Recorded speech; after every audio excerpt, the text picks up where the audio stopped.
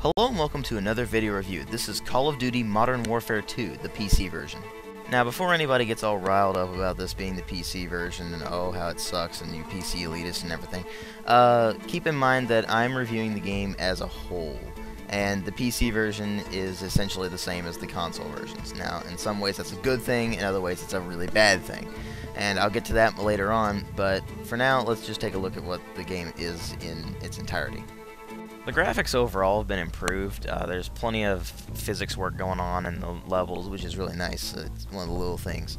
But the textures and models have been improved greatly. The weapons look a lot more realistic this time around, except for weapon sights, but that's no big deal. I don't mind that. The animations are nice and fluid still. The sound design and the music are really where it's at when it comes to their, presentation, though.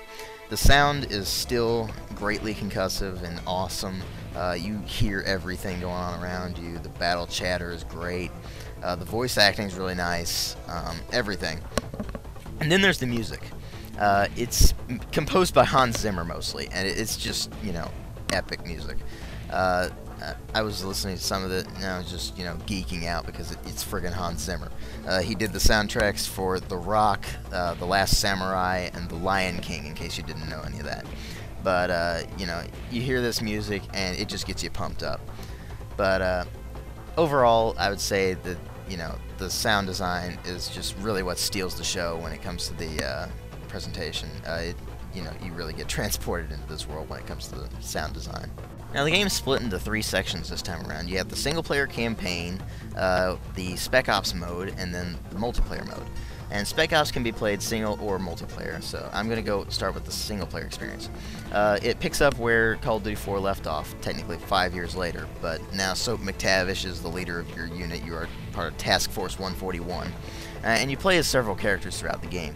But suffice to say, there's plenty of plot twists in the story. They really went for the whole action movie feel this time around, rather than like a war movie. And, well, it really shows, because a lot of the stuff in there is really outlandish and bizarre, but it makes sense in the context of Call of Duty, but it still leaves you sitting there wondering why they went this sort of action movie route. I mean, it's not bad, but it's just, out of place in a game like Call of Duty. But anyway, the missions leave you with plenty of varied objectives and stuff to keep you going. But I think the best part of the single player itself is just that they ramped up the intensity so much. The AI is actually better than Call of Duty 4 this time around because they use cover a lot better, and especially because they can blind fire now. And you may think that sounds really stupid, but they're really inaccurate with it. And if they do hit you with it, they tend to, kill you with it. So it's really annoying when you have to deal with the blind firing. But other than that, it's, it actually feels like a much more intense and epic experience. Now, Spec Ops is the new game mode, basically. It's basically a co-op mode, but with missions that aren't entirely related to the campaign. Most of them are in some way related, but they're not in the same exact order, and obviously you don't have the storyline weighing down on you. But they got varied objectives like evade the enemies, or hold out for a certain period of time, eliminate everybody, all sorts of different stuff. But it's really, really interesting to play it with a friend, because the difference in your skills can mean the difference between life and death in the game. Because you might be, for instance, the level where one player is in an AC-130 gunship, and then the other one is just on the ground. And you can choose different difficulties for each character, well, each player. So like, say the player in the AC-130 is playing on, veteran, and the player on the ground with the regular is actually, playing on, I don't know, regular, because the lowest the difficulty goes in Spec Ops is regular. You still get recruit in single player, but you can actually tell a difference between the difficulty settings on both of them, because it makes it a lot easier for the AC-130 gunner, but when they have a lower difficulty setting,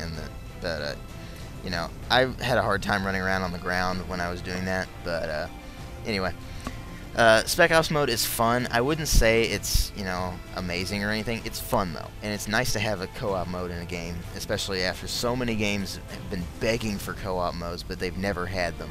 And, you know, it's a really nice addition. Unfortunately, on PC, I don't know so much about the Xbox version or the PlayStation version. But on PC, Spec Ops is only a private match, as far as I can tell. I had to play it with a friend of mine, and, you know, I was surprised by the lack of lag, but then again, I was the host, so I don't know. And multiplayer is a whole nother monster, though. But anyway, the Spec Ops mode, you can compete for stars, and there's 3 different stars to be gotten depending on what you accomplish in the mission. For certain missions, you play it on a certain difficulty. For others, it's complete a certain amount of objectives, blah blah blah. But you go until you get like 69 stars. I don't know why they chose that, but anyway. And I'm not quite sure what happens at the end because I haven't unlocked all of them. But anyway, onto the multiplayer. Now, multiplayer has really shot themselves in the foot this time. Actually, they probably shot themselves in the head with it. The game doesn't use dedicated servers or a server browser like the typical PC experience you would expect. Instead, we get the same exact system as the consoles, peer-to-peer and matchmaking. Now, what that means is you can't choose anything. You basically choose the game mode you want from a list, and it goes to it.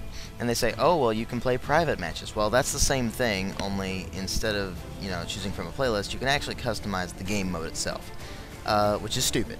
You should be able to go into a server browser, find a server you want, and go onto it without having to worry about playing with, you know, a 300 ping like it tends to be. It tends to put you in servers halfway across the world, thus you have terrible lag. So really that's the only problem with the game per se. They also have the lack of a console means that you can't customize anything.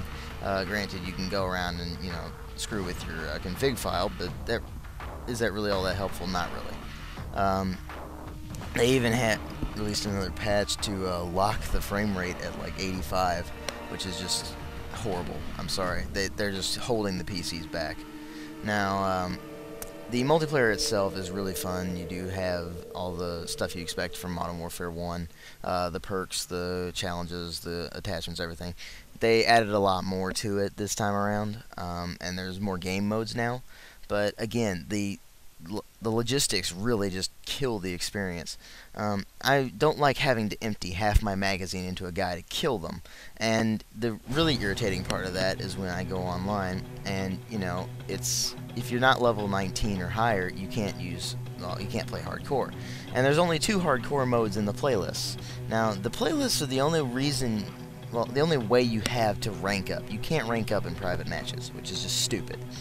But anyway, the playlists are just bad.